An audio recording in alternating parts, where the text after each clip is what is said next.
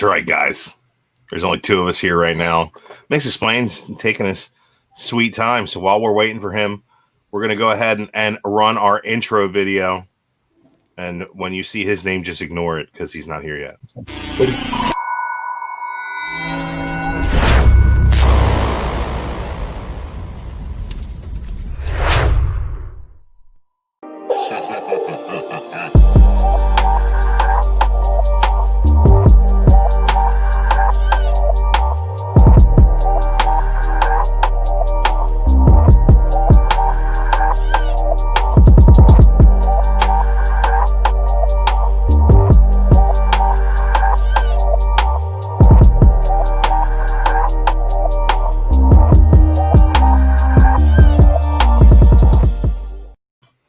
That's right, folks. We are back for another Comic Core comic chat.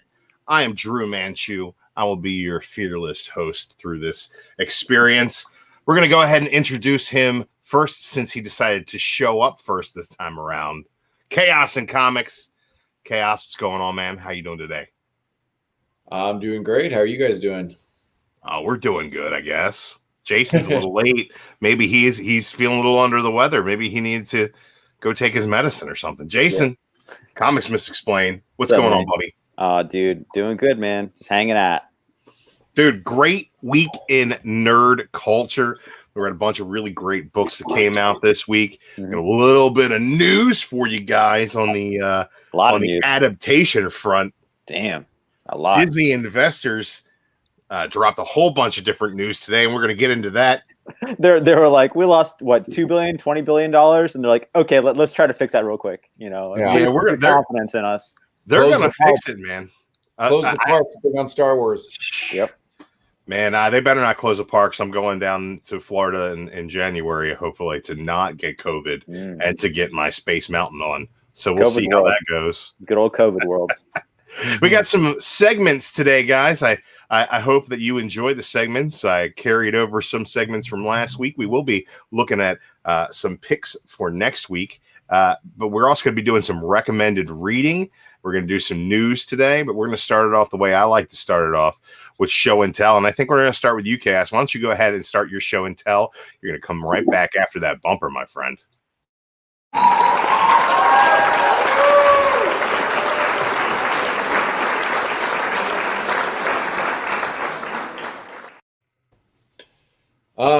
So I get a lot of books on pre-order through the mail, like I said last week, but this is what I got in hand. So not a ton. I think we're talking about this in a little bit. So there's S.W.O.R.D. Oh, we definitely will. Yeah, and I went into a second comic shop, so I got a double. Yeah, I don't like to walk in there and not really buy anything. Although I should. The Lupacino cover, man, pretty good stuff. Yeah. Who's? I didn't even see who the artist was. I just thought it looked cool. Emma Lupacino did that cover. Oh, nice. I almost bought all three covers. I just bought the A cover. Yeah, the A cover and that other cover look really close to each other. So I was like, I probably get it on a sale or something, that third cover. They were all good. I didn't think any of them were outstanding. I think I like the A cover the best. Yeah, that's what I originally got. And when I went into the other store, I got that Lupacino one. And then I mean, if you're into women beating the shit out of men, this is great. I mean, I'm into that. So that is my king. That's a nice dose of misandry for this week. It's good. Kink. Yeah, it's very kinky. They're even wearing jackets, the women. It's amazing. And so two covers have been in 31.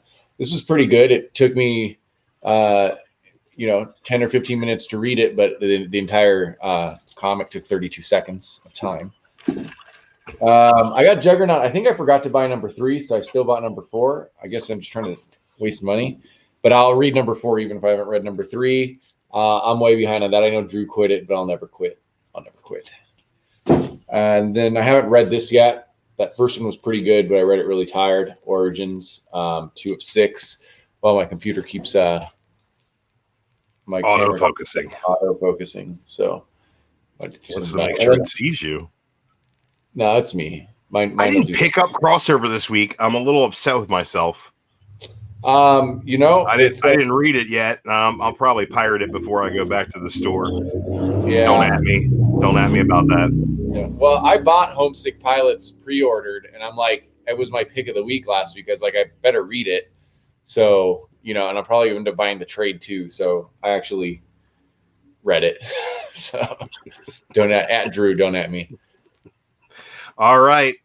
Drew, why don't you go next, Drew? I gotta finish bagging and boarding my shit. Oh my goodness. All right, fine. Well, put me up. Why wouldn't you just show him before you bagged him and board him, and then? Yeah, you know what? Because he doesn't want people to at him about the way that he addresses. That's how you get creases, brother. That's how you get creases. That's how you get the creases. Never present a floppy. Never present a floppy. I take mine out. Yeah, I take mine out normally. Right now, I felt bad because they were all shiny. There we go. Floppies. Can't present floppies. You gotta. On the recommendation of One Chaos and Comics, I picked up Homesick Pilots. We'll talk about that a little bit later.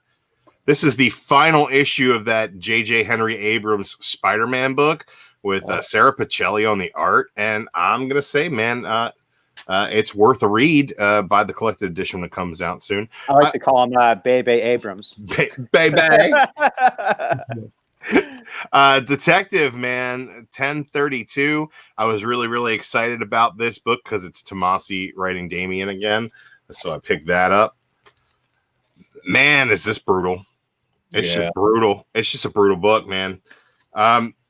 This is a brand new Phoenix origin story, which is actually a lot of fun. If you're liking any of the Avengers BC stuff that they're doing in Avengers, Avengers number 39 plays off of that and leads into this new Phoenix event. This is probably my pick of the week, as this is a comic book history of animation. I almost bought that. IDW, if you like to watch the History Channel and you like silly cartoons, this is for you. Kayfabe? Yeah, cartoonist kayfabe style. It's I tell you what, man, the art style is very, very cartoony, but it is cartoon. Yeah, I feel like cartoonist kayfabe style where they just kind of dissect, how to do shit. Yeah, but it's not so much about how to do shit as it is about how the history. Edison and Blackton really started the whole animation movement and how it came from Chalk Talk sessions from vaudeville more than anything. And it's really, really fun and interesting read, and pretty much ends off with Disney getting ready to create Mickey Mouse. So that's what the second issue is probably going to be all about. Really, really enjoyed it. Really fun read. Not for everybody, especially if you're a superhero, bang 'em, beat 'em up, capes and tights kind of guy. Might not be for you, but if you like history and you like sequential art storytelling, it's worth a read. Juggernaut number 4. Been loving this series. The Ron Garney art is pretty freaking good. The Captain Marvel story is continuing. This has been great. Lee Garbett on the art interiors. I've been enjoying that. Venom. This was a comic. Not great in my opinion. It's like it was like kind of recapping everything that Eddie's been through as he falls and falls and falls, and we don't know whether or not he hits anything still. Like it's like King in Black, they dropped Eddie from up in the sky, he's gonna fall and he's gonna die. A whole issue of Venom later, he has not hit the ground. Last stories of the DC universe, I want to talk about this a little bit more in depth as well. We'll talk about that a little bit later. Picked up this beautiful variant cover for S.W.O.R.D's Destruction. That's sick. Variant. Hey, Very dude, nice. if it's got magic looking hot, I'm gonna buy it. That's really, really all there is to it. I got the cover A right here. We got that Emma Lupacino right here. Nice. We'll let the camera adjust. Couldn't put back the Dodsons. I mean, come on. If there's a better pencil and ink team out there, I want to see them. The Dodsons are fantastic. And also got my hands on the Jen Bartel, which I thought was probably pretty darn pretty. Are any of those ratio? Is that a ratio, that one? This is a ratio, the Jen Bartel. I believe it's a 1 in 25. But yeah, that's what I picked up this week, man. Jason, I'm going to go ahead and put the overlay up. And we're going to put you on the big screen. Oh, what'd you get, buddy? I got some pugs that are past their bedtime. They're crying over there on the couch. I can't hear them, so you're good. you're barking, crying, whining, farting, it's and not me. That's probably me. Yeah, or that. All right. How to get Batman Catwoman, the drawing cover, the blank variant, because John's Comes with Kids is a big fan and convinced me, so I had to get one too. So shout out to John. He's in the chat. Batman Black and White is back. I'm stoked to see some awesome art. I don't even care about the stories, but it's a cool conception, and I'm glad that it has returned. And then I got the Dark Multiverse Flashpoints. Haven't read any of these yet. Didn't get time to read anything, but I'm kind of excited about that. I'm like a closet Flash fan. I love those. I love those what if style stories, and I think that they were trying to like do something with Tempest Huguenot. Yes, and I think they kind of just dropped all of it. Well, that was Dan Slott, and he's gone. That's Dan Slott's initiative, was the Dark Multiverse stuff, and the implementation of the Dio. Sorry, not Dan Slott. Yeah, what am I talking about? The Dio, yes, but his thing with the Huguenot, Tempest Huguenot, was that he was looking for a hero in the Dark Multiverse that could survive everything and be recruited and maybe make another team to save the world or universe or multiverse or whatever. But then things have changed since the Dio left, and that's no longer relevant. But he's still around, and he's like the Crypt Keeper. He's like, oh, let me tell you a story. At least we're still getting badass what if stories. Absolutely. I would say the last one, the Wonder Woman one, like the Lost Gods, whatever, that one sucked. That was terrible. The other ones were a lot of fun. I really like the Blackest Night with Lobo. It was really funny. Yeah, that was good. Batman. Yes, well, that was a different. That's the Tales of Multiverse, but I mean, I'm talking about the Tales of the Dark Multiverse. Oh, the Dark, yeah, those are good too. Yeah, that was always fun. The Blackest Night one was fun, but my favorite one was the Lois Lane evil Superwoman thing, and that was sick. And I hope to see that character return. I think there's like a slight possibility I could see her returning. Moving on, Deceased, Dead Planet #6. I like Dr. Fate a lot, and I thought that was a sick cover, despite it being a Matina. I just, that really is pretty darn cool, man. I really enjoy seeing Dr. Fate on anything, really. Detective Comics. This Bermejo cover is amazing. It's got Batman being a detective, inspecting a body, some like CSI type shit. Where's Damian on that Bermejo cover? Who cares? It's so sexy. I care. He's the only reason why I wanted to buy that book. Tomasio and Damian, come on. I love seeing Batman be a detective, and that's him at a crime scene investigating the body. So sick, I bought it twice. I forgot I pre-ordered it. What's package that's supposed to arrive today? Might be stuff outside the door. We'll see. So sick you forgot about it. Until I was in the store, I was like, oh yeah. And then today I got an email. I was like, oh, you're shipped. And I was like, oh, I bought that already, and I already have it at home. Captain Marvel, because of this Trad Moore null variant. It's beautiful, so insane, because Trad Moore is a psychopath genius. I love Trad Moore so much, and insane. Is it weird when I saw that? I was like, it was the null cover I didn't like immediately. Then I realized it was Trad Moore, and then I loved it because of that right. Yeah. No, that's perfectly reasonable. Yeah. Absolutely. Also had to get this null variant of Conan the Barbarian. He's just looking like an insane asshole. And, I feel like I've seen this guy in a parking lot at a Guar show. Yeah. I've been that guy at a parking lot. I've been this guy. Yeah, he's got the blood on him. It looks like just a regular cover, and they just painted some red on it. Yeah. A little bit. Yeah, he's at it was just a regular Conan cover, and then the colorist was like, "Well, I guess we can make this a null cover." Let's give him shark teeth and a viral. Yeah, shark teeth. S.W.O.R.D cover A, baby. Had to get it. Didn't read it yet. Crossover issue 2 blank variant. Pretty stoked for this. And then because you picked it last week, Homesick Pilots. And also shout out to Robbie from Pop Culture Philosophers. This is his pick of the week. So I had to get it. Looking forward to reading it. That's it. All right, guys, we're going to get into some comics really shortly. But before we do that, I want to break us into a new segment that I've got called Chat Break. Chat Break, folks. Let's take a look at some of the comments in the chat. Ricky Markstad is here.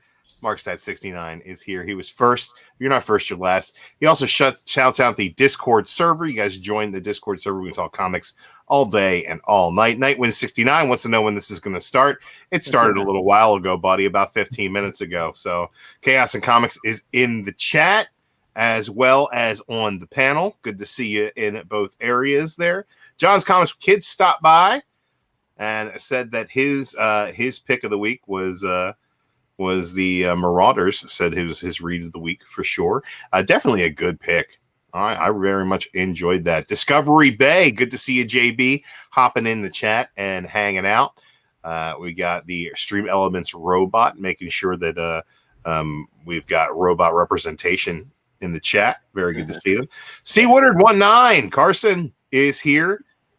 Carson is one of the co-hosts of Modern Men on Mondays. Be sure to check that out. He just got Cyberpunk.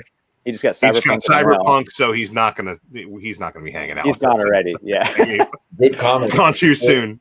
I want to get it, but I hear it has like a bunch of crashes, and it's been like quitting like nonstop, and like you for can PS4 players. In the character creation process, you can make your dick as big as you want it to be. Yeah, I gotta show you this one because someone made a character and it glitched. Great Legends here for the culture. It glitched and so it's stuck with having the dick outside the pants. Oh, we just got demonetized. Oh, it's so funny. Dick content. Bob World does that bumper in front of our intro video. Good to have Bob World in chat. Always appreciate you, my brother. K. Titus, Samurai Ken from the Land of the Rising Sun. Konnichiwa, my friend. Good to have you here. And that looks like that's it. Oh, Mars Comics hopped in the chat. Says, hello, how's everyone doing? We're doing good. Let's see. Anybody else hop in here? No, that's about it. That's about it. I'm going to go chat on this guy's in here. What's that? I'm going to go open the Facebook and chat on that side. Do it. I feel bad for Facebook. I don't think they make enough money. Look, right. Somebody's got to chat on Facebook. We are live on Facebook right now. In case you were looking for another way to watch this content. Okay. We're going to move on to some comics that I pulled aside that I'd like to talk about. And if you guys want to talk about anything else, so we'll just do it with a little less production value. But let's go ahead and bring up some comics that came out this week that I really want to talk about. First of all, let's talk about Chaos's pick for this week. Last week, Homesick Pilots. This is Waters and Wingard on the art here. This is the story of a young punk rock youth who goes into a haunted house and all hell breaks loose from that point forward. Guys, what did you think of this book? I'll start with you, Cass. You were looking forward to this book. You're a fan of the creative team from other stuff that they've done. Tell me, what did you think of Homesick Pilots #1? Yeah, I thought it was what I expected. You know, it sort of matches what I expect from an indie #1 to be the solicit plus the cliffhanger. Like that's essentially what indie #1s are. For the most part. Did she end up like walking into the house at the end of the first issue? No, it wasn't that bad. Okay. She was in it right away. Good. Yeah, she was in it right away. But you know, and then it what the cliffhanger was, and this is not ruin anything, Jason, don't worry, is that, you know, where it really starts, you start to get like a window on what the house is actually doing. It's not just like taking a walk, you know, walking near the beach. And so the good news is knocking on people's doors, like, oh, this house again. God, get out of here, man. I said move on. Are you soliciting? Slam the door. So yeah, it was essentially the solicit, you know, like I said in my own review, it was like Dan, you know, I trust Dan Waters. I know he's going to do something weird and interesting. I could see already some themes, you know, that a haunted house story normally is what's happening in the circle. And if you get out of the house, you know, the haunted house stuff is over kind of thing, right? Most haunted house stories. But this one moves and walks around and looks like a mech, sort of. Some of the punk rock stuff, that's, you know, that's not a big part of it. It's just really just trying to show that they're sort of misfit kids and stuff. So I enjoyed it, but it's not something it's something I expected. It met expectations by being literally the solicit plus that last page. I can't disagree. I think I really enjoyed the take on it being a breaking the circle, like the haunted house story. All haunted house stories is the house is haunted, but as soon as you get outside, you're safe. You're far away from the danger. This breaks that circle where the house is basically getting up and moving around. It's an ambulatory thing. It's not stationary. The haunting will not remain where it originated. I think it's a unique kind of take on that kind of story. But for me, I think the strength of this was really in its characters and its setting. I think you said the punk rock thing was just to show that they were misfits. I think it's more than that. I think it offers an attitude that you aren't getting in everyday comics for the most part. This is definitely a little bit of a slice of life book as well as a horror book. It goes up and down and back and forth on that for me. I very much enjoyed it. Will I be picking up issue number 2? No. Will I be picking up volume 1 at $9.99 from Image? Yes, I will. I think that this is definitely a trade weight. I thought the art was really good. And I had a big issue last week with Plonker of the Century, Knock 'em Dead, where they didn't put in the joke, and instead there was just placeholder garbage. They kind of pulled that trick here, and I'm going to upload the image. I didn't do this previously, so bear with me for 1 minute while I upload this image of this fantastic panel, in my opinion, from Homesick Pilots #1, where they did some placeholder nonsense. You don't know what I'm talking about? Oh, is it the degenerate thrash lyric or something? Yeah, I can't even find. I have another problem with that. Is that they said like degenerate thrash lyric in their punk band? You know, like they were. Yeah. They look like they were a punk band. It's not thrash. It's not thrash. Like it's not. Right. I mean, well, they say they're a punk band, but the last Nuclear Bastards show is shown, and the lyrics to the song that the guy is singing.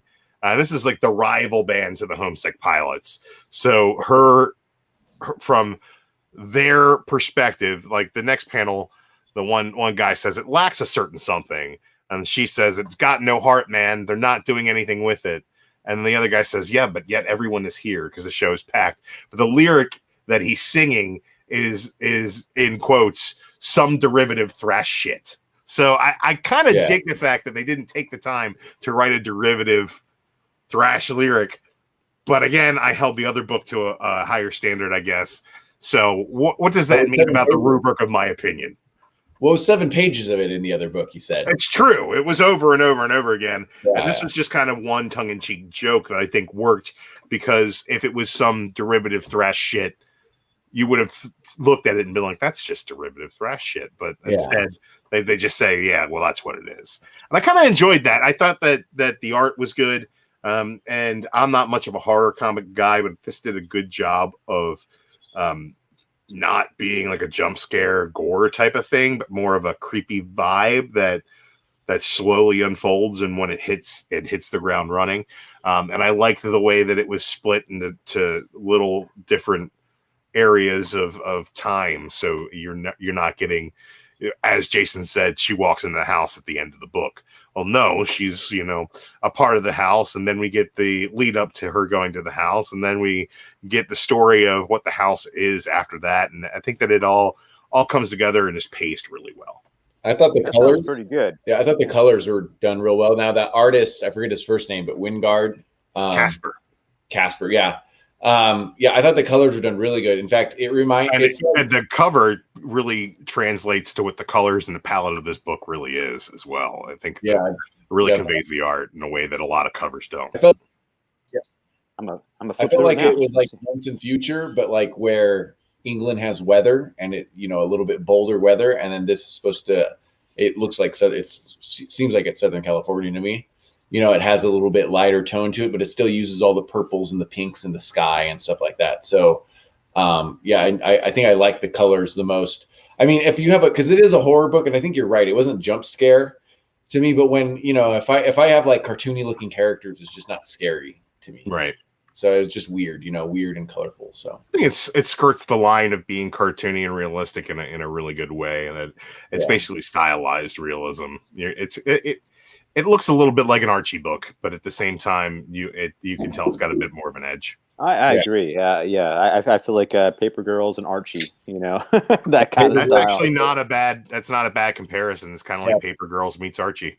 Yeah, I was thinking Paper Girls meets Dan Mora, maybe that somewhere in between. Dan Mora, definitely a good comparison as well. That cover for issue 2 looks pretty dope. Right? Yeah, looks like Frieza. Right. I think that it's not a plonker. I can tell you guys that much right now. It's not a must read. I think that I will be fine waiting on the trade, but not a plonker by any means. Hey, no bucktooth plonker. No I thought bucktooth you were going plonkers, bro. Plonker. I thought you for sure you were going Plonker. No, man, I enjoyed it. I thought it was great. Yeah. All right, well, let's move on to the next book that I've got some things to say about. And Jason picked this cover, not this cover, but the B cover up twice. Mm-hmm. He was so interested in it. I was excited to see Tomasi get his hands back on Damian and Batman Detective Comics. Did either of you guys get a chance to read Detective 1032 yet? Not this one. I think I read 30, maybe 31. Okay, 31 I think started this story. Right. So I was going to say Robin's back already. Yeah. Right. And let's just say that there's some good Batman on Robin action in here, but it didn't really give me what I wanted out of it. And I'm going to call this story a plunker so far. Damn. Yeah, it's just like Hush is just. I'm not like, a Hush fan. I'm not a Hush. Hush fan. Yeah, exactly. I'm I feel like here and I'm Hush, and you better hush because I'm going to hush you up. And and then the Batman Damian relationship really doesn't move forward in any way, except for Damian is on board to help because he knows that his brothers and sisters in the Bat family are in trouble. We get Damian in this like nondescript gray tunic, which sucks. And I'm hoping that Tomasi can do something with the end of this run here because this definitely leads off the cliffhanger. Spoiler alert, Batman and not Robin, are jumping in to fight Hush and save their family. So hopefully this leads to a resolution of the Robin character because I love what Tomasi does with Damian. Does Damian have a new name? Not yet. He's just Damian, and he wears gray, and he's like, I'm not Robin, and I'll punch you, Dad. And like, it's I'm a pigeon now. It's just some derivative thrash. I'm a raven. Shit. But like, look, it's I will give it its due. Walker does some great stuff with the art in here. The action is solid, but like I want more from a Tomasi story with Damian. I was hoping he'd take the ball and run with it as far as creating this Damian character and what we want out of him. But no such luck, man. Just a little bit of cover beauty to sucker me in for my $4, and that is what it is. Let's move on. Well, okay. So go ahead. The moral of the story is just buy what I tell you. Yeah. I mean, you want to talk about quality reads. I think that if everybody bought what I told them, they'd be really happy because S.W.O.R.D #1. Oh my God, what a ride! S-Words for 500, Alec. S-Words was fantastic. I want to talk about Jason. You said you didn't get a chance to read S.W.O.R.D yet. No, not yet. Start flipping through it, man, because the art alone is a reason to pick this book up. It's really beautiful. They take the concept of the 5, which is the mutant technology of combining 5 different mutants with different power sets to create what is basically essentially a fastball special. Okay, those 5 mutants allow for the immortality and the resurrection of dead mutants. The fastball special is just, Wolverine getting thrown by Colossus. You got Magneto teaming up with other mutants in the Empire crossover to defeat the Kotati with raining down hot lead from the sky that Magma and Iceman put together for him to control. This is basically 6 mutants that they're using to explore the unreachable places in the cosmos and break cosmic laws while doing it.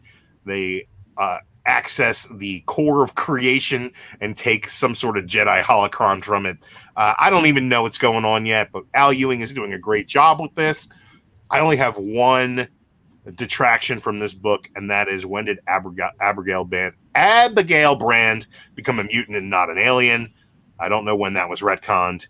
I don't remember it, but I love this. Chaos, what'd you think about it, man? I thought it was really good. I was doing this thing where I was trying to read it before work, and then somewhere in the middle, I was like, "Oh, it's a Hickman book. I got to read these long white pages, which I normally like, but I'm sitting at home and doing that." This is a very even though Al Ewing wrote it, he's writing in the spirit of Jonathan Hickman because a lot of charts or a lot of a couple charts and flow charts and stuff like that. But what I really like, what I really hope works out, and what I guess I wish, excuse me, that was happening more, even more than it is the whole working a bunch of mutants together and doing something else with their powers mixing together. You'd think that it's like just this great idea, which as you said, the fastball special is like the basic version of that. But with all the mutants out there, that's like, to me, that's really a fresh take to be like, even if it's just weird and sometimes feels not grounded. With Hickman, I just let it go, and then later on, I see where it goes in the story, because I remember thinking the 5 was just a really weird thing to spend 4 or 5 pages on. And now 100 issues in or whatever, it feels great. So I really like that, just like doing almost the Voltron, sort of like how all these pieces work together to make one special power. And that's what we got in S.W.O.R.D. As far as where that takes us, who knows? I thought that I should know what that object was, and so I went to the internet afterwards, and Same. So not be an idiot. I thought, what did I miss? That is, and it wasn't anything. We don't know what it is. It's it's a stocking stuffer, sex toy. I'm not sure what's in there. I'm not sure if it vibrates. I don't know. I thought the brain hasn't gotten it, so. Yeah, I really dug how they took WizKid, and they're like, "Oh, well, you're a technopath," and he's like, "Yeah, well, I can deal with human technology and your typical computers and robots, but I also am versed in Krakoan technology, so all these plant circuitries you see floating around the S.W.O.R.D station, I can communicate with them, and also I'm an expert in mutant technologies, which is the systems of how mutant powers work with each other, in conjunction with each other." So he's part of the team to not only handle the tech aspect, but to make sure that the 6 are all performing at their peak abilities and being able to adjust that on the fly, which I think is really cool. And like that he basically he's like, "Oh man, Magneto, I'm so psyched to meet you." And Magneto is like, "You're one of the 6, right? Son, I am psyched to meet you." And then Corsair comes in, or what's his name? Fabian Cortez. Fabian Cortez comes in, and he's basically like, "Nah, I don't want to see you." And then Peepers, he's like, "Where you been, Pete?" And Cortez is just like, "I can't believe I got snubbed, and that guy's getting all the love." And it's a really well written book. I think the characters interacted well with each other. I like Brand as this character who feels that she is beholden to the mutants, but at the same time has autonomy from them. I like the fact that, in the same way that our crazy ass political administration has been in charge of this country, it's like Space Force. Like the mutants are like, "Yeah, Space Force, let's do that." I think it's going to be good too. And just from what you said, by the way, I'm not, I've read X-Men on and off. I'm not like you or Southern Comic Geek. I don't know. I just want to point out for the Hickman stuff, I don't know half the mutants that are going on here. I've barely read about them or something, or, I'm happy to see Generation X stuff from 1994 that I read as a kid. But S.W.O.R.D probably has the most mutants. I have no freaking idea who they are. And it's still perfectly, completely enjoyable, fun, and sort of excited to see how I get to know those mutants that I didn't really know. Some of them I don't even know where they come from. At least sometimes I go, well, those are Alpha Flight, like an X Factor. Right. Those are Alpha Flight characters. I didn't read Alpha Flight, but I the Canadian characters. Yeah, but not in North. No, you get WizKid, you get Manifold, who I love from Bendis's run on Uncanny with that was the Cyclops school, with Gold Balls and Eva Bell and Elixir. That was his team of basically they didn't realize they were terrorists, but Cyclops had a terrorist team of mutants, and those kids are like, "Oh no, we're part of the X-Men," and then they'd show up against the all new X-Men. They'd be like, "Oh, you're Cyclops' terrorist mutants," and like, "What are you talking about?" That's amazing. Cool. Yeah, it's actually a really good run. That's worth picking up. So Both all new. Morrison's X-Men fought Bendis's X-Men. So no, Morrison's X-Men was the all new X-Men. Yeah. And that led into Legacy, where mutants all came back together. After the schism, it was basically X-Men was the all female team. Wolverine and the X-Men was Wolverine with the Young Mutants. Yeah. And all new X-Men was the time displaced X-Men. And at the same time, there was Uncanny, which was basically it was Emma and Scott and Magneto raising up these new mutants to be their fighting force, their boots on the ground. And they didn't realize that Cyclops was basically a maniac. But it was a fun run. I mean, if Magneto is like, "Listen, Scott, you're doing everything I want you to do," you know that Scott's fucking up somewhere. Yeah. But I think that you're seeing different mutants from all different walks of life, all different types of books from throughout the years. Like even like in Marauders this week, there's this really awesome scene where they're beating the hell out of the Black King. They throw him out a window. Glob is there, and he's like, "Mr. Shaw." And then all of a sudden, Kitty Pryde comes through the wall. She's like, "Hey, Glob," and starts dragging him back in. She's like, "Bye, Glob." And then Glob just walking by. And I think that all these characters are getting serviced in a certain way that is beneficial to them. And I can't wait for X-Men to get back to the X-23 story so we can get more Laura Kinney. But I think that's really the only thing really missing from this Hickman run of X-Men so far. It's coming. I can't wait for it. All right, next book that I want to go over here, and this is the last one that I really want to talk about, and then we'll talk about whatever you guys want to talk about before we move on to news. But the last stories of the DC universe. This is a $9 square bound issue. One more one shot from the Death Metal event. How many $9 one shots are they going to get me for? This one has some really great storytelling here. It's got the Titans kind of bookending the whole thing, written by Joshua Williamson with Tynion and Scott Snyder. It's got a Green Lantern story by Jeff Lemire with Raphael Albuquerque, which it was a lot of fun, actually. Sinestro picks up a Green Lantern ring, becomes a good guy again to fight this whole dark multiverse. We get a Wonder Woman story with written by Mariko Tamaki with Danielle Sampere as the artist. Really, really solid storytelling there. We got Green Arrow and Black Canary in a story written by Gail Simone with Megan Hetrick as the artist. I'm not familiar with her, but her art is very much in the vein of like a Yasmin Putri, a little bit more cartoony, but still kind of solid, and I enjoyed that. You get a Christopher Sabella Aquaman story, which is beautiful, drawn by Christopher Mooneyham. It's not really great because it's Aquaman, but it's beautiful. You get a Bat Family story by Cecil Castellucci, drawn by Mirka Andolfo, which is worth the price of admission. You get a Mark Waid Superman story, drawn and colored by Francis Manapul, which is also really great. I'm going to say right now that like they're gearing up to give heartfelt goodbyes in every one of these stories. And if we are losing continuity from DC Comics, this is a perfect goodbye book, a really great anthology. Did it need to be $9? No, it did not need to be $9. No.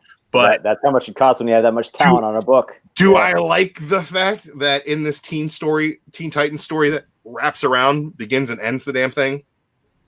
It's about Donna Troy being surprised by all the Teen Titans that are still left alive, kind of coming together in Themyscira to fight this last battle and kind of having a little bit of a powwow get together beforehand. There's even mentioned like the new Teen Titans team is there, even though there's no trace of Damian in the book, which is still upsetting to me.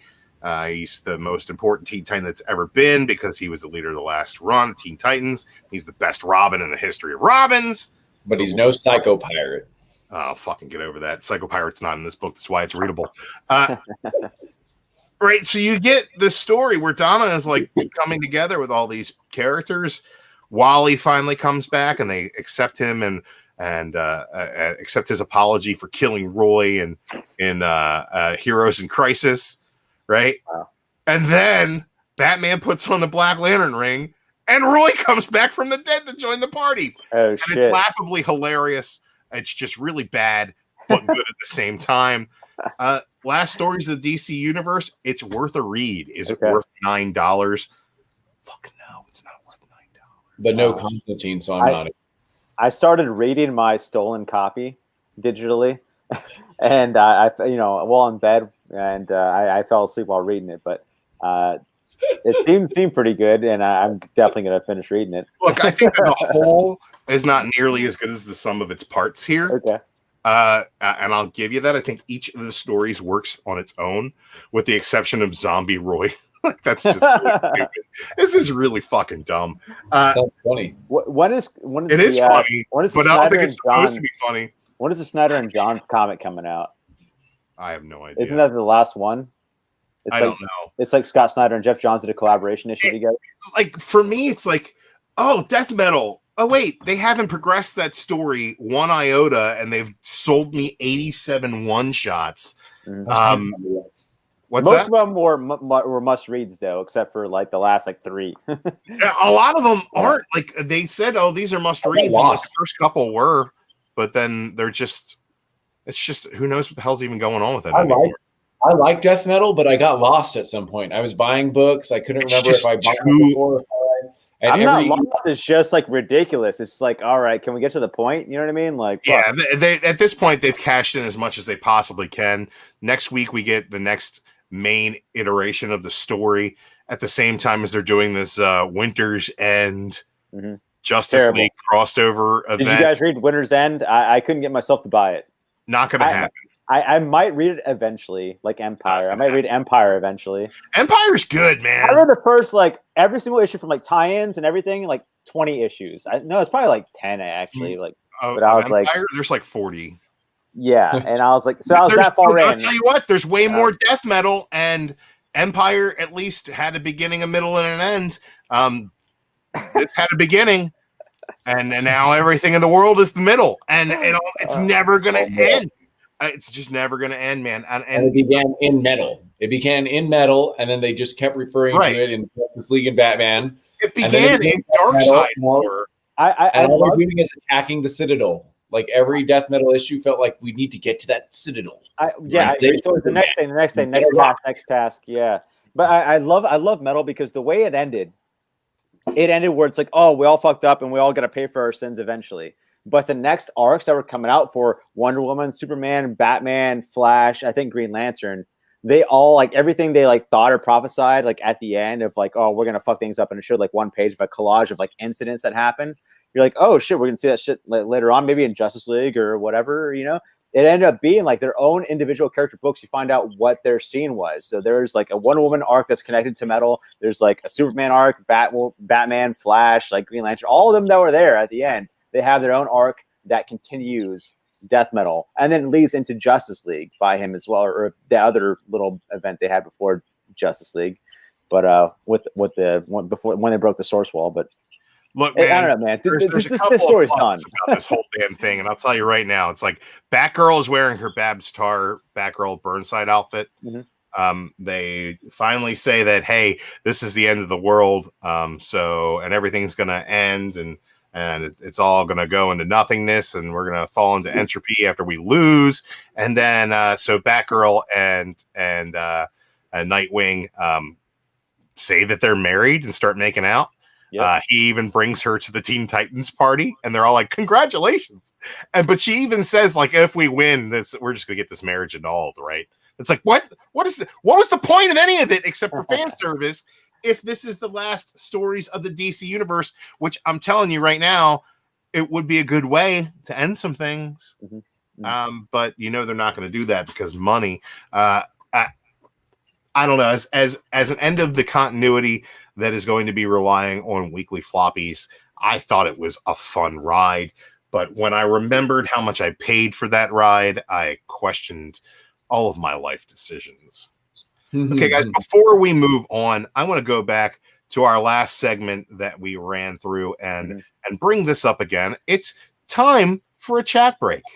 I want to shout out Gore Vidal real quick because he brings up Richard Corbin died today. Oh my goodness, I did not know that. Yeah, he's amazing. Actually, but they just announced it. It just came out. What's that? Of what? I think I read that he died a few days ago, but it just came out today. Okay. I think. Yeah. I saw when it was breaking news a bit ago, and I was like, oh shit, that sucks. Like I was like, why is everyone posting like Richard Corbin art? That's awesome. Everyone is doing that, but like, is there like some kind of like holiday of his birthday or something? It's like, oh no, he just died. Anniversary of dying 2 days ago. That sucks. That sucks. Yeah. Gone too soon, Richard Corbin, man. A lot of really great content he's put out over the years. His heavy metal stuff is definitely killer, and Gore, glad that you're taking some time to enjoy it now. We had Ricky Markstadt who said Aquaman part of the story is boring, so I skipped that. Chaos and Comics says $9.99 was boring, so I skipped that. I'm with you, man. I should have done that. Slab Dragon, TJ, what's going on, buddy? Good to see you. For us. And me paying $10 for that book was the hashtag plonker of the week. Up to the plonkers. All right, now that we're done with the chat, I want to get into some news stuff, guys. Facebook? What about your Facebook? So much news, man. Look, this guy Chris Sarda keeps putting these lyrics in here. I don't know. Chris is the one on the right? Is that he desires higher positions? The little guy's the one that's be crazy, but it keeps him from going insane. Yeah. Oh, Ruben Guzman made What's up, dude? Made it into the chat break before we start ignoring the chat again and go back into another topic, guys. That topic is going to be some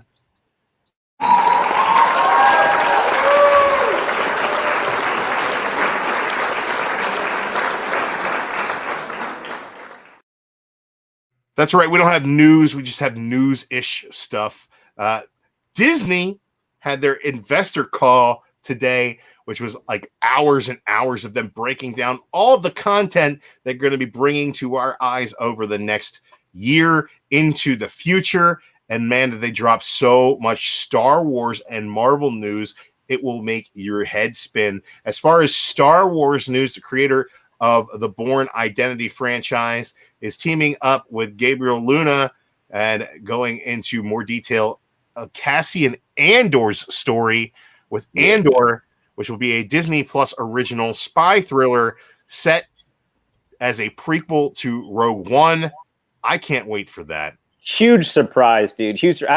No one saw this coming. I was so stoked when I found this out, man. I love that movie so much. It's one of the better Star Wars movies ever made. No one saw it coming. It was announced a long time ago. Well, I know. Well, really? Oh, dude, I did not know that. I had no idea about this. It flew under my radar, and usually I'm on top of this. I heard of like everything else pretty much. We heard like this is in production currently right now. They are filming this. There's a little bit of footage featured. Very, very little at this point. You know, they got a copyright in the Quake logo. I'm on your side though, Jason. This is I thought this character was great. I thought it was like showing the sort of the dark side of the rebellion instead of like what we normally see, that it's the rebellion, hurrah. I love Rogue One a ton, and I can't wait for this either. And I also love Quake. I love the fact that this takes place in a like Rebels era of Star Wars. So we're pre A New Hope, pre Rogue One, but there are so many characters from Rebels that could show up, and especially when you think of Thrawn might be a part of this series. You might get some Darth Vader through the series because he is a big bad at this point in the universe. Saw Gerrera might pop back up. We might get some what's his name, Forrest Whitaker effect on this thing. Child Boba, maybe a Child Boba, maybe Kid Boba, maybe Boba Kid. Dude, I bet you anything. Eventually, we're going to see a Game of Thrones Star Wars show on HBO, like or on Disney Plus, But it's like, man, they got to do something crazy. I think they're trying to find. I can't wait to see Boba Fett's floppy wiener. What? Where'd that come from? Jesus Christ. So that Game of Thrones show is all about floppy wieners, bro. Okay. Yeah. All right. Boba Fett in a brothel. Yeah. Boba Flop. Yeah. Boba Flaccid. IG-88 vibrating. Oh my God. We get firm confirmation that there is an Ahsoka series Yes. in production. Yes. Firm confirmation. We will see more Ahsoka as the world turns in the Star Wars universe. They brought down a bunch of different opportunities for film and TV via things like visions, they called it. There's a brand new Patty Jenkins Rogue Squadron movie in the works. Right? Yeah. Was she the one that did Wonder Woman, right? Yes, she's the one that made that terrible Wonder Woman movie. Well, maybe she'll do better on this. Is she the one doing 84 as well? She did 84, which is going to be the new terrible Wonder Woman. Yeah, I guess Gal Gadot. How bad it is right after I watch it on Christmas. Well, I guess her and Gal Gadot got paid $10 million each to talk about Wonder Woman and promote it. So, like, that's good money for them. But I've seen a lot of like miscommunication, like with gossip online, where it's like, oh, she hates this, but I'm like, well, she just got paid $10 million, so she's promoting it. So it's like, which one is it? But either way, I'm stoked. Money, man. Follow the money. I'm so stoked for Ahsoka, Rosario Dawson, our girl. Like, so awesome. She gets her own show. And also the Obi-Wan show, they got, Whoa. Okay, Don't go ahead. bury the lead there, buddy, because I want to talk about one more thing before we go into the big Star Wars news. And that is, if you're a fan of the Clone Wars, the final season of the Clone Wars, not only a beautiful depiction of Ahsoka in that, but we're getting a Bad Batch series, baby. The Bad Batch. Gremlins. Oh, man. This would be a fun show. This is when you're sort of book. Your left hand, you stir a Bad Batch. That's what they call it. Where's the Star Wars Gremlins crossover? Star Wars Gremlins. Look, I don't think that there's anything wrong with Gremlins or Star Wars or smashing them together and making a series where Grogu dresses in drag to fool people.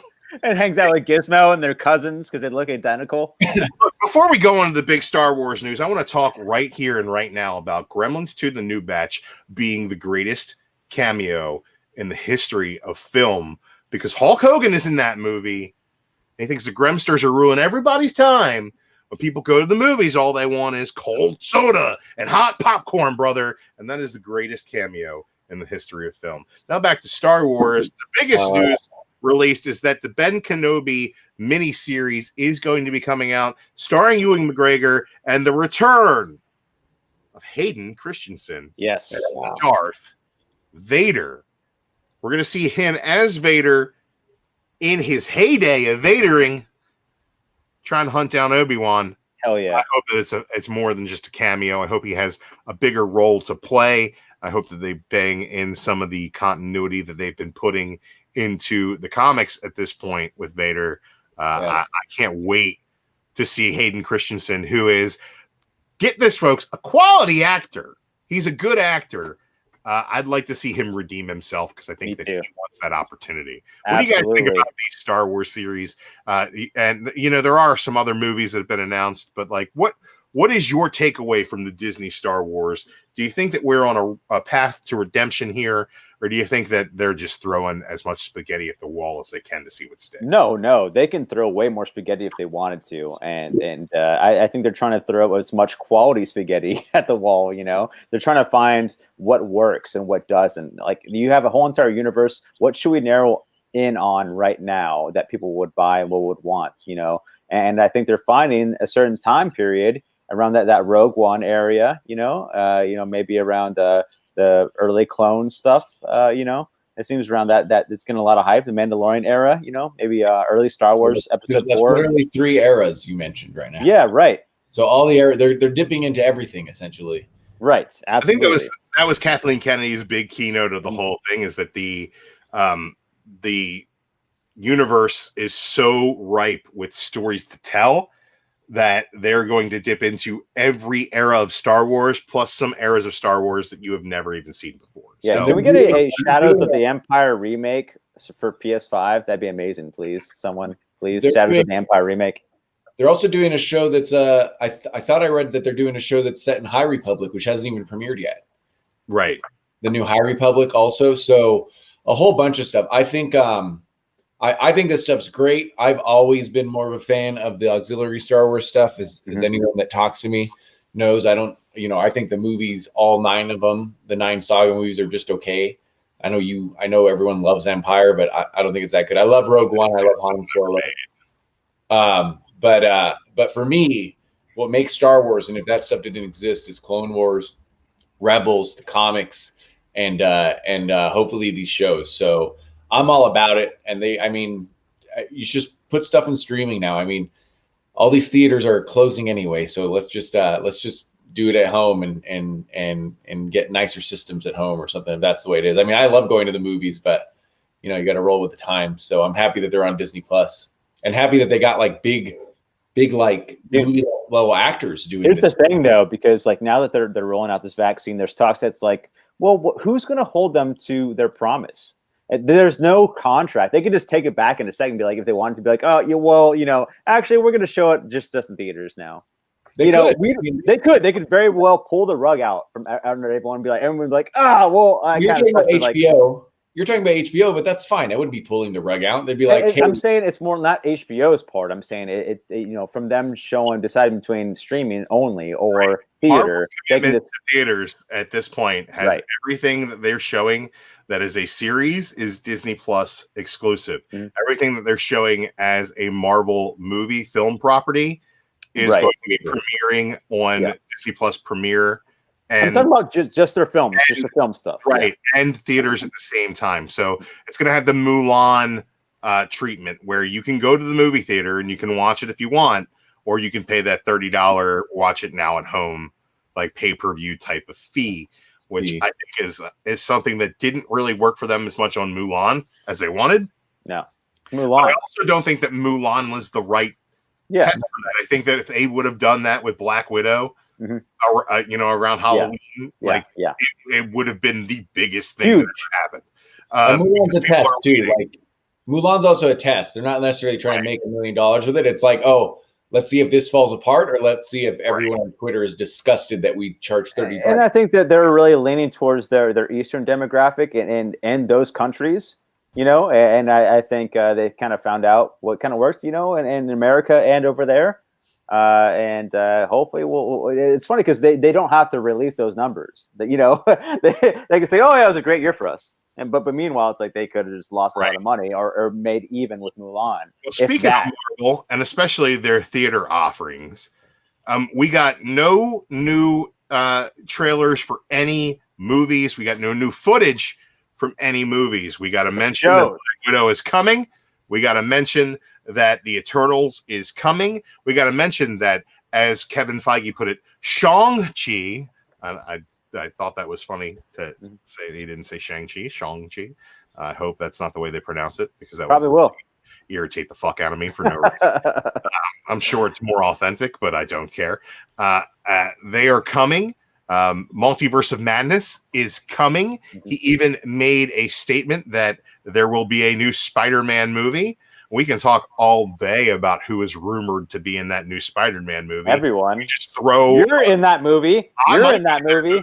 You're It's like a Oprah giveaway. We did get some news, a new trailer for Falcon and Winter Soldier, which is coming. And a trailer. WandaVision has a firm release date, middle of January 15th. That is coming to Disney Plus. We got some more footage for Loki. Kevin Feige is converting. I like that. You should just reaching out to the screen on the screen properly. He's grabbing you.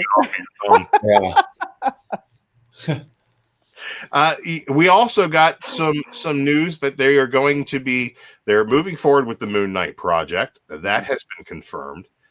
We have gotten confirmation that the Fantastic Four will be a film, and it will be directed by Watts, who did the Spider-Man Homecoming and Far From Home films. Hell yeah. So we're getting a little bit of action there. But more than anything, there was a lot of casting confirmations, and I didn't somehow one of my graphics is gone. The guy from Lovecraft Country is going to be Kang the Conqueror. That's right. And that he's confirmed to be the villain of the third Ant-Man and Wasp movie, which will contain the Ant-Man, the Wasp, the Uncle Ant-Man, as I like to call him, Hank Pym, and Grandma Wasp. Yeah, it's called Quantumania, I think. Quantumania. We're going to be dealing with time, the quantum realm, and Kang the Conqueror. That's going to be great.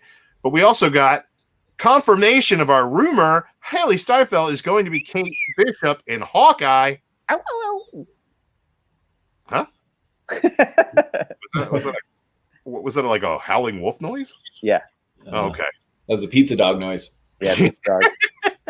He saw a pizza and he wanted it. I tell you what, though, we also get confirmation of the She-Hulk casting. Tatiana Maslany is going to be the She-Hulk. Not only that, Tim Roth will be reprising his role as the Abomination from one of the most underutilized pieces of MCU continuity, the Hulk movie, and Mark Ruffalo will also be in the show. Kevin Feige also had a tongue-in-cheek way of stating that, you know, she is a lawyer in the MCU, therefore you never know who's going to show up. Maybe Daredevil. Maybe, but I think that if that was the case, he would have let us know by now. You know, is there really? She looks like a great She-Hulk, but is there really a better She-Hulk than China? Well, she's right. dead. R.I.P. Yeah. Gone too soon. Gone too soon. I actually love this casting here, and the little bit that we saw about it.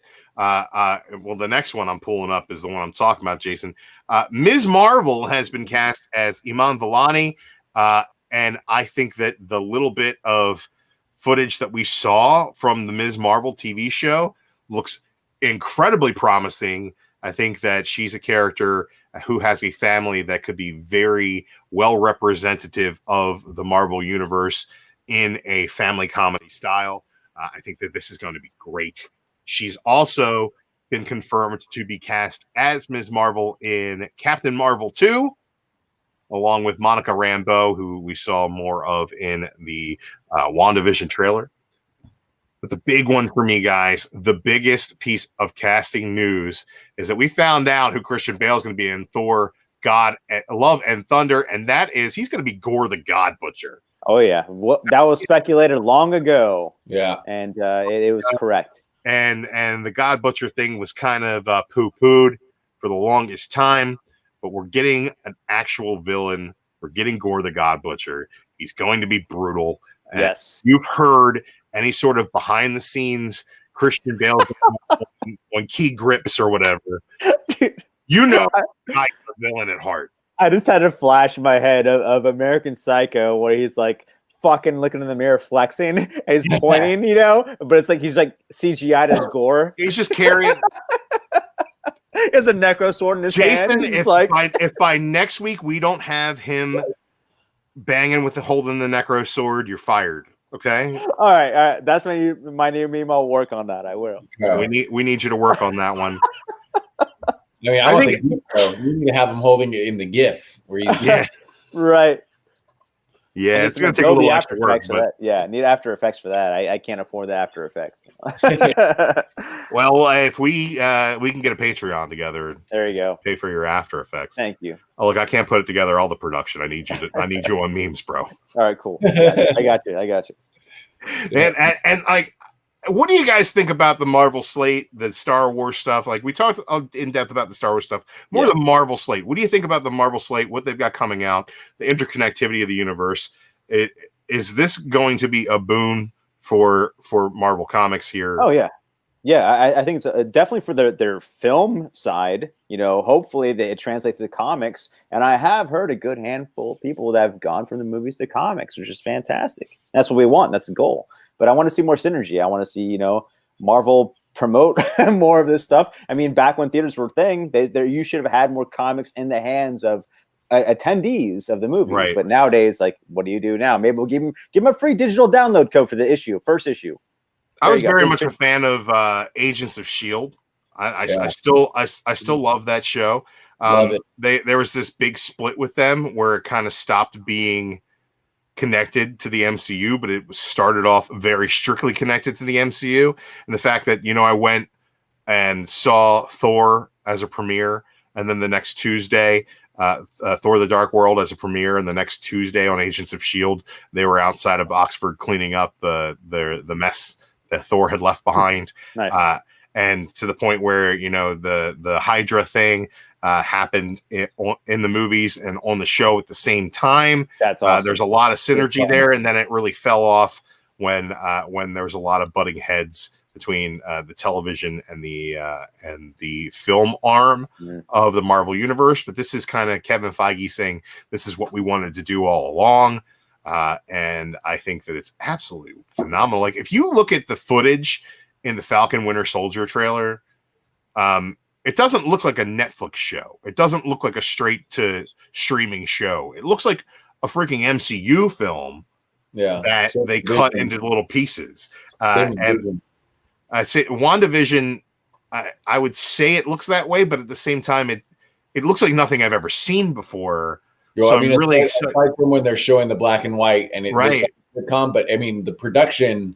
It's a step up, and from everything else that's on TV and streaming right now, which is kind of crazy. Yeah, it's a movie, but it's a TV show. You know, it's like, it's incredible. That's what we've wanted. I think that's what TV audiences have wanted from the get-go. We want to see movie style things on our TV. It's the whole entire reason you have a TV program is for quality content. And if you can't match the movie theater quality of picture of what I'm seeing, like, well, what is the point? And now we're at that point where technology has caught up for TV. You can do this for TV now. Let's see this happen more. Let's see a brand new. You can reboot Lost, make it look like a movie. You know, like, you'd be.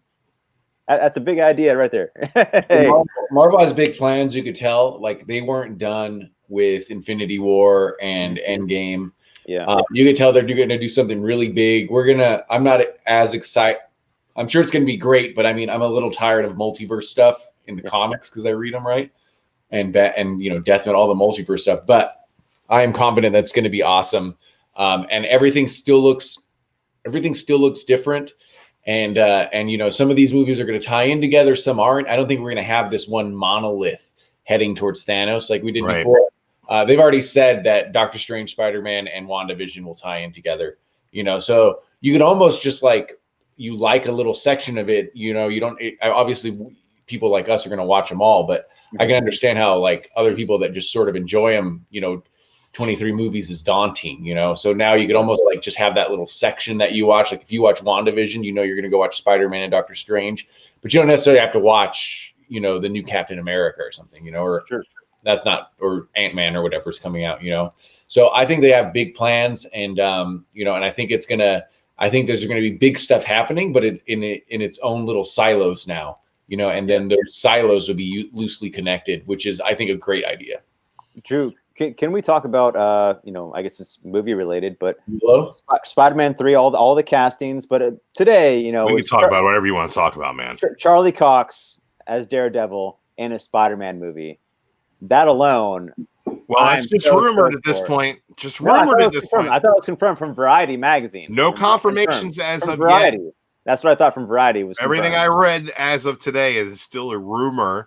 Wow. But if you take all of the confirmed castings and all of the rumored castings, Spider-Man 3 in the MCU is going to have way more characters than Spider-Man 3 from Sam Raimi ever did. Yeah. It's Spider-Verse, the movie. Yeah, I'm hoping that we get a lot of cameos and a lot of opportunities for future crossover, and not as much throwing spaghetti at the wall as I feel like this that is movie. The last one that, like, Marvel has their contract tied to, right? This is the last movie. I think that this might be the way for them to keep their Spider-Man going.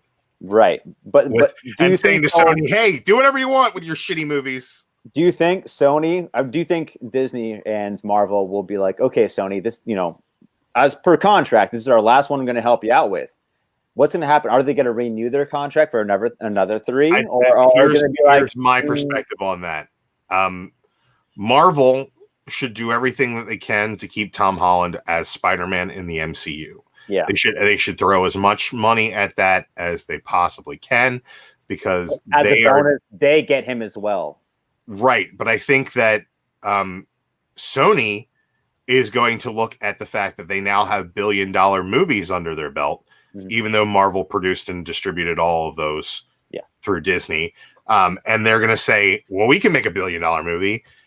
we've been making Spider-Man forever, and then they'll take the first opportunity they have to Venom versus Spider-Man. completely fuck it up like they did with Venom, which was Spider-Man. terrible. And they don't know what it takes to have heart in their films, and that's my one issue with Sony. Yeah. But I think that if they, with Marvel reining them in and directing them to where they need to go, they haven't really misstepped too much so far. So I think that I liked Far From Home and I liked Homecoming. I think that there are definitely legit gripes that people have with Spider-Man becoming Iron Man Jr. and not being his own Spider-Man, like the people who are beholden to the ASM continuity and don't want it any different. But I defy any of those people to look at the other Spider-Man movies and say that they're better in any way. I mean, like Alfred Molina in Spider-Man 2 was fantastic.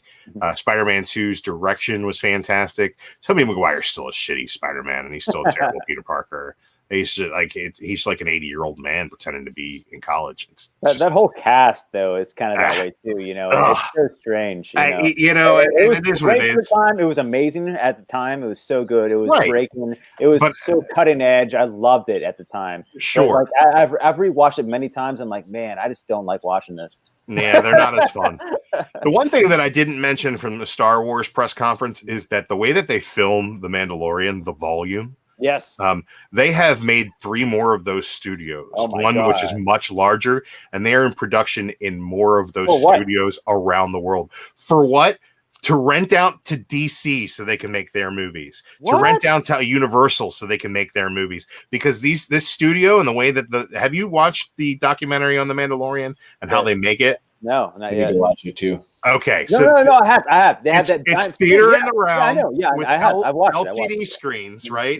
And then, but it's VR also, and it's VR because when the camera looks at it and moves, you see a latency when you're staring at it, but like through the camera, there's no latency at all. You are moving that camera through a virtual world and picking up like actual sets and things that exist within it. The fact that the volume has it's a new technology. It's so high tech that the actors have walked into it. It's a screen and they've walked into it because they see just an endless horizon, a sunset, planets in the sky, and they're just walking, doing their monologue, and they walk into the screen like, oh fuck, it's so high tech and apparently beautiful. It's so good. So cutting edge that George Lucas saw it and he's like, oh, I want to go back and make more movies now. Yeah, he was like, I had there's so much I could do. It's a combination of every type of technology that they've used: blue screens, LCD backgrounds, VR. VR. The use of matte paintings has kind of been replaced by the fact that they're going to build these 3D actual environments that they're going to project upon the walls and the ceilings of this volume. And I think the fact that basically The Mandalorian is a cheap show to produce. Oh yeah. And it is one of the best looking TV shows in recent memory. And the highest rated Star Wars product ever. Right. So they're going to, I think that as far as the volume technology being a Lucasfilm technology, which is in turn owned by Disney, is going to be a boon for Disney as far as the making movies business and licensing out this technology to other studios is something that's going to make them a ton of money. Yeah. So I think that the prospect of creating these giant budget TV shows has just been shrank by a significant margin. And I think that they're looking at that and saying, we can do everything this way. Wow, what's DC going to do with that stuff? Make a shitty Batman movie. Yeah. Oh, man. Right? God. But it's if they had the same vision and the same artistic integrity, they might make something good. But maybe they do a True Detective style Slam Bradley HBO Disney Plus show. Dude, we need. Instead, we're getting Peacemaker with John Cena, which look, don't get me wrong, could be amazing, but just put those words together in your mouth and see how they taste. All right, guys, we're gonna move on. to the chat one more time before we go into our final 2 segments. Yeah. Let's go ahead and we're going to go ahead and run the little thing here because we have to take what we call a chat break. That butt too bitch. Yeah. Ricky Markstadt wishes that they'd make a Darth Plagueis, Darth Bane, and Darth Revan movies. That'd be cool. I think that we're not too far away from that being something that they might explore. The Old Republic is something that they might get into, and Chaos then responding that the High Republic show might have alternate Sith stuff, and I believe that that's probably going to be true. I think that the High Republic might be the Old Republic that we're looking there's for. Also, apropos to this, there's a Knights of the Old Republic video game Part 2, a sequel coming out for mobile only. Oh my But there was a part 2. There's 2 Knights of the Old Republic. Okay, well, there's a new one coming out for just mobile only, unfortunately. Joey Bag of Sevens. Hey, what's up, dude?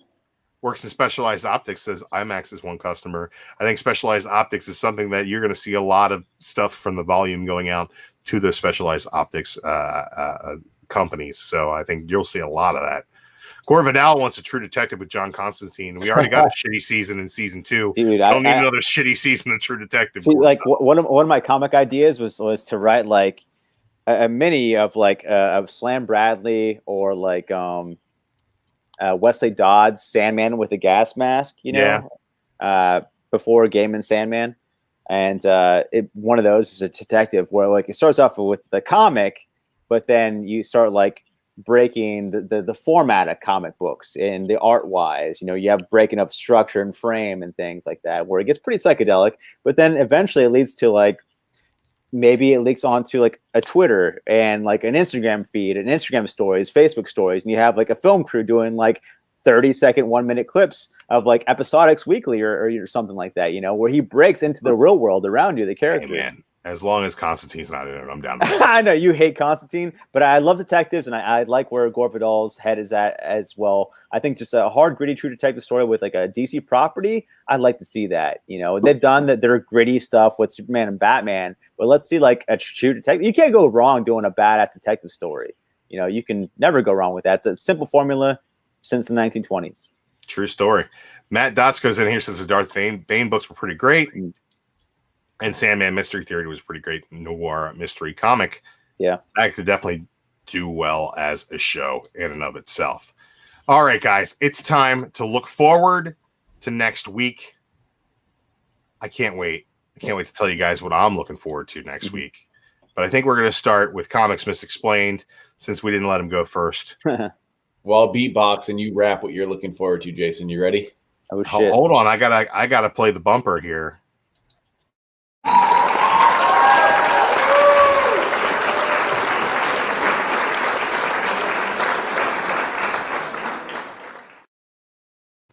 Oh wait, that's not him. There he is. Dude, I'm so stoked for Wolverine, Black, White, and Blood, issue 2. Issue 1 was amazing. It was so good. I love the stories in it, and the art was amazing. So it was a good time. It was super bloody, of course. That's why they make this. It's pretty graphic, but like it of course it's spinning off of like I think Batman Black and White from long ago. Now they rebooted it. They're like, what, let's do our own. I think Harley Quinn had her Harley Black, White, and Red like last month. I think that ended finally. And so they got one Wolverine, and it looks sick. I enjoyed it way more than I thought it would. And I wouldn't recommend it unless I honestly truly meant it. So I am stoked for issue 2 to see the talent in that, which I think they teased at the end of the last issue. So you kind of know what to expect, but I don't remember who's going to be in this one. But I just remember being like pretty stoked for it. So great art, fun stories, mini stories, good time. Pick it up. All right. Chaos and Comics, tell us a little bit about Decorum, number 6. Hey, this is almost over. It is it's a Hickman book. Is it ending? Is it? It's a mini series. I think it's only going to 8. No way! I didn't know that. Yeah, I thought it was ongoing. Damn. No. So the first issue is my favorite comic of this year. Really, it was amazing. It's beautiful. It's so interesting. It's so different and unique. It is. This is my favorite comic book on the shelf, and I've only read issue 1.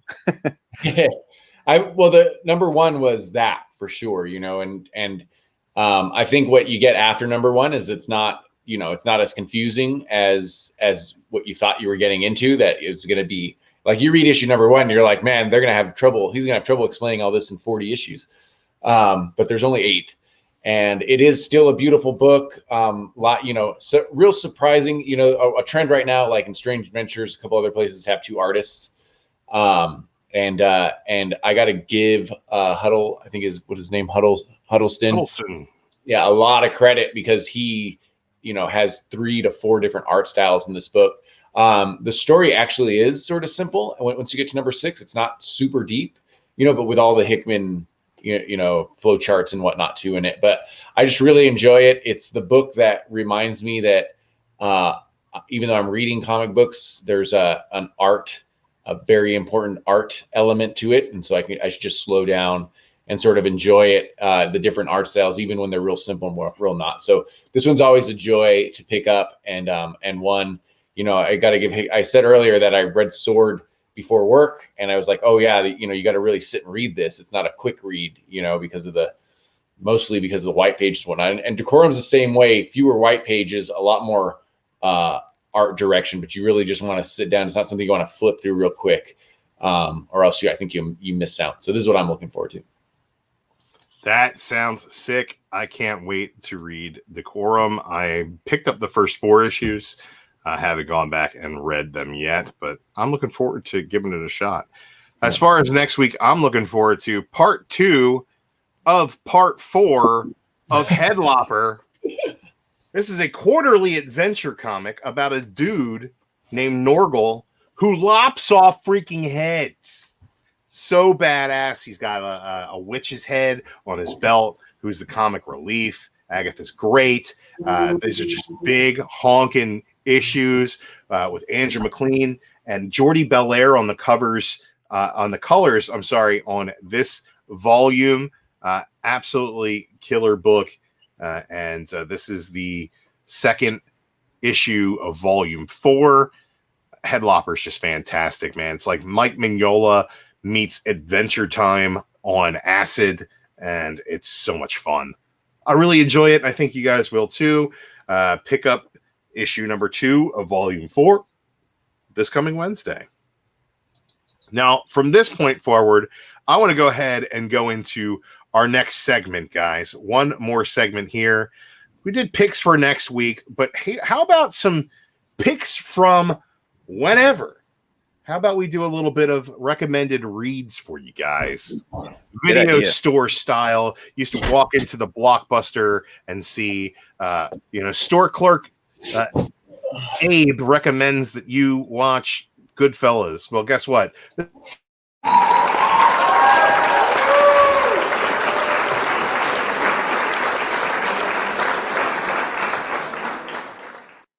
That is not how you spell recommended.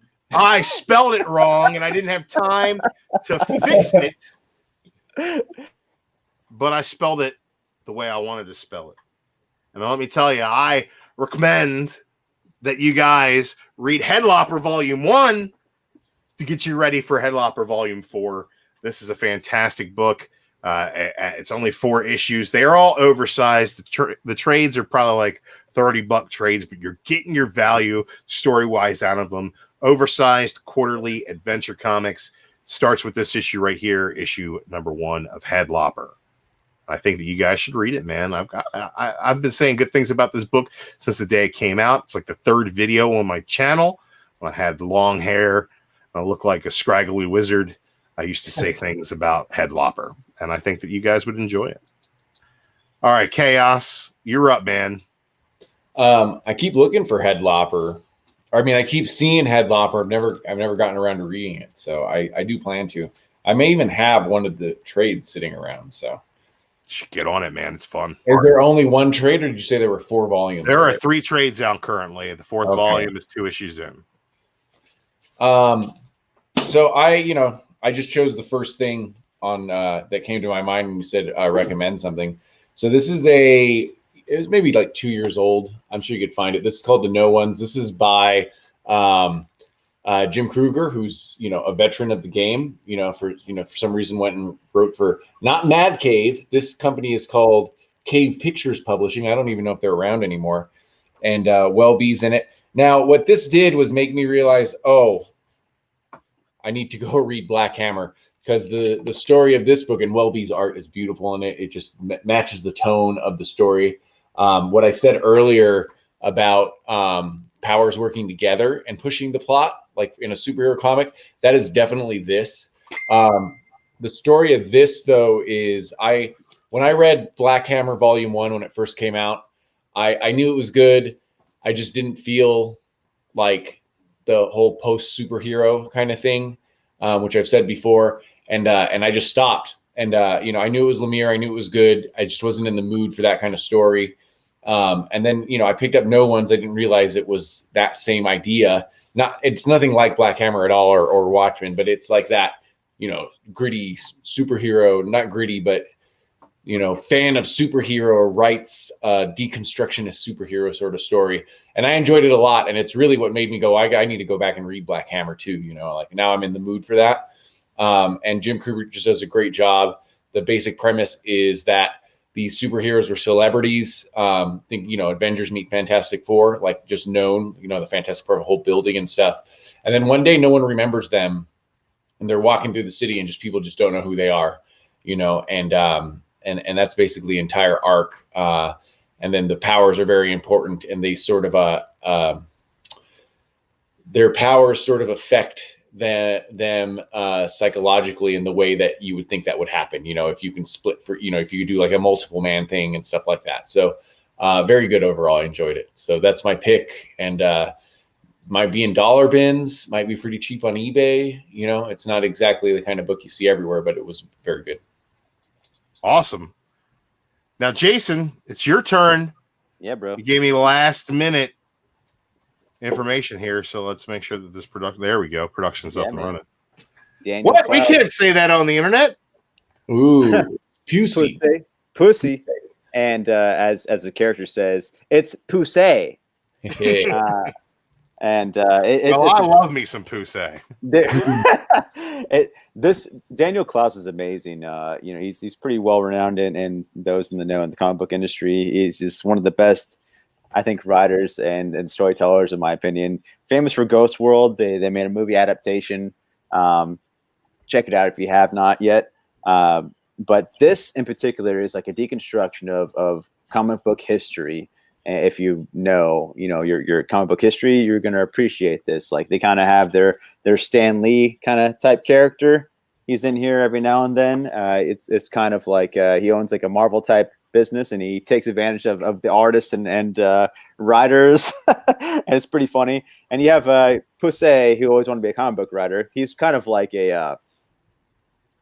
just like one of those like main Marvel or DC guys, like a jobber. You know what I mean? He's never going to create his own story or property. He's never going to make an Image comic or whatever. You know what I mean? He's just going to be like just doing the properties of stuff. And he has no creative bone in his mind. You know what I mean? Or respect for himself, really. But then later on, he meets his like Art Spiegelman, kind of like known for Mouse, kind of artistic comic book type person, and you go into that kind of like history inside of things, and you figure out that swindle and things, and then later on he gets to his like elder years, and it's just it's a very short, thin story. But if you know your comic book history, man, you're gonna be you're never gonna forget this ever. It's so good. I highly recommend it, and it'll change your life. And it's funny because like at the end, around there, wait, are you trying to tell me that if I get some pussy, it'll change my life? Hey, man, it can make a difference. You never know until you find out. But they kind of go into like Jack Kirby and Stan Lee kind of like type personalities in there, and you kind of have Stan Lee taking the credit for things for what Jack Kirby did, and then later on at the end, it's like in the future, it's like after Pussy's dead, and he's like in a retirement home or whatever, and someone's taking his bed, and they're going through his stuff. It's like two old ladies, and they're like, "Oh, what are these?" Oh, I think they're just called like the funny pages or something like that. And it's like, oh, it's comics. And they're like, oh yeah, and they just throw everything away. It's like the last comic books ever, like in the world. Like everything's digital, like it's so telling and funny, and it's clever. And for then, I think it came out in like 1990. I would say. I'm even not sure what year this came out, man. I gotta look that up. But it's worth it, man. You guys gotta check it out. Did you read any of Chaykin's Hey Kid comics that's been coming out the last couple of years? Oh, I read the first volume. It's good. It's good. This sounds a little bit better though. This sounds like a little bit more satirical. Oh, absolutely, dude. And Hey Kids comics is like he's like. Oh, that's right. I have heard of Hey Kids comics. Yeah, it's what Chaykin's writing right now and drawing, and it's good too, but it's less satirical, and it just sort of doesn't name the people who are the people kind of thing, But you just reminded me of that. Yeah, like in this also, it kind of goes into like the con industry, like for Comic Cons. So yeah, it's like a table. His early years, his table was like by the restrooms. It's just like in the back, and it's like you can totally see. You can picture that guy because you've seen him. If you got a con, you know that guy. You see him like at a table, no one's there. He's by the shitter. He's smelling shit all day. Like he's just stuck there, and it's just you relate. I definitely want the table. Personally, I definitely want the table by the bathroom. I request the bathroom. Come on. Yeah. Convenience alone. Guys, I want to make this a standing segment of the show. So start thinking next week about what reads you'd recommend.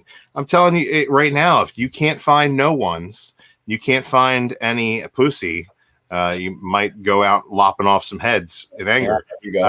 But these are all solid reads, and I think you should guys go out and read them and let us know what you think about them next week in the chat. Speaking of the chat, before we sign off and get out of here, let's do one more chat break.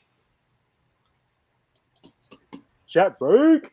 Heads or pussies, guys? What's your favorite? What do you want? Head yeah. Gore said, did I read the Manhattan Projects? No, I have volume 1 and 2 over there on the shelf, and I'm going to get to it eventually.